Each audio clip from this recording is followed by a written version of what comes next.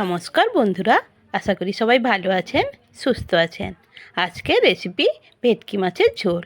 তাহলে চলুন রেসিপিটি আপনাদের সাথে শেয়ার করি। যদি রেসিপিটি ভালো লাগে তাহলে অবশ্যই লাইক করবেন আর আমার চ্যানেলটিকে সাবস্ক্রাইব করতে ভুলবেন না। প্রথমে মাছগুলো ভালো করে ধুয়ে নুন হলুদ মাখিয়ে নিয়েছি। এবার কড়াইতে সর্ষের তেল গরম করে নুন হলুদ মাখানো মাছগুলো একে একে দিয়ে দেব। এবার মাছগুলো উল্টে পাল্টে লাল লাল করে ভেজে নেব।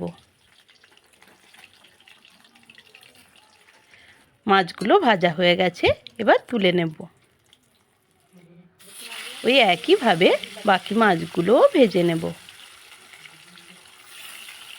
এবার ওই তেলের মধ্যে লম্বা করে টুকরো করে রাখা আলুগুলো দিয়ে দেব।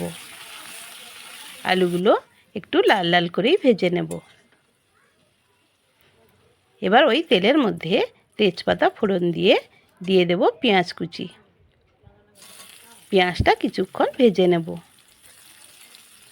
পেঁয়াজটা একটু লাল লাল করে ভাজা হয়ে গেলে দিয়ে দেব টমেটো কুচি। তারপর দিয়ে দেব আদা রসুন বাটা।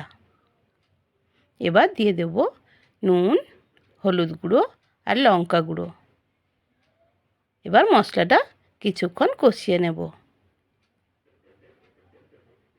এবার অল্প জল দিয়ে মশলাটা খানিকক্ষণ কষিয়ে নেব। মশলা থেকে সুন্দরভাবে তেল ছেড়ে গেলে দিয়ে দেব ভেজে রাখা আলু। আলুগুলো দিয়ে মশলার সাথে ভালো মতো কষিয়ে নেব। মশলার সাথে আলু সুন্দরভাবে কষানো হয়ে গেছে।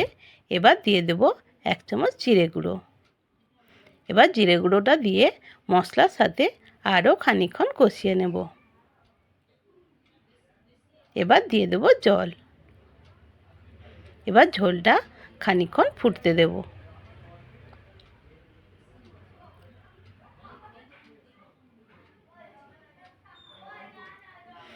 ঝোলটা সুন্দরভাবে ফুটে গেলে ভেজে রাখা মাছগুলো একে একে দিয়ে দেব।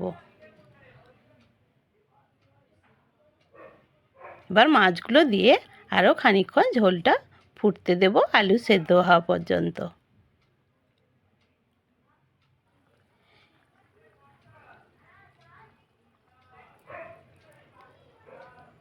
আলুগুলো সুন্দরভাবে সেদ্ধ হয়ে গেছে। এবার দিয়ে দেবো গরম মশলা বাটা। গরম মশলা বাটাটা দিয়ে কিছুক্ষণ ফুটিয়ে নেড়েচেড়ে নামিয়ে নেব। রেসিপিটি ভালো লাগলে লাইক কমেন্ট শেয়ার করবেন। আজকের মতো এই পর্যন্ত। দেখা হচ্ছে অন্য কোনো রেসিপির সাথে। ভালো থাকবেন, সুস্থ থাকবেন, আনন্দে থাকবেন।